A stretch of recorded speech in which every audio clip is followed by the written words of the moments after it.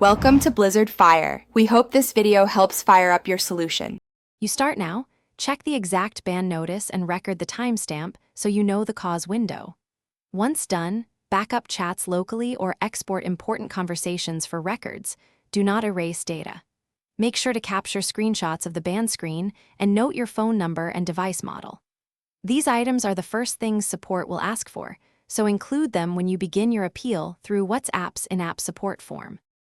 Next, open WhatsApp's Help Contact Us and write a concise appeal explaining what happened and why you believe the ban is incorrect. Once written, attach the screenshots, exported chat samples, and any logs you can provide.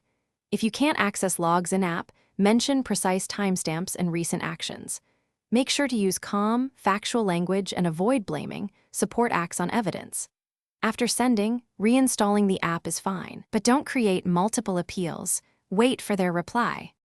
When WhatsApp confirms restoration, follow their instructions.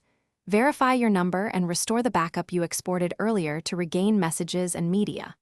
Once back, enable two-step verification and review installed apps or automation that might violate terms. This prevents repeat bans. If the appeal is denied, read their reason carefully and submit a focused rebuttal addressing each point. You can also ask for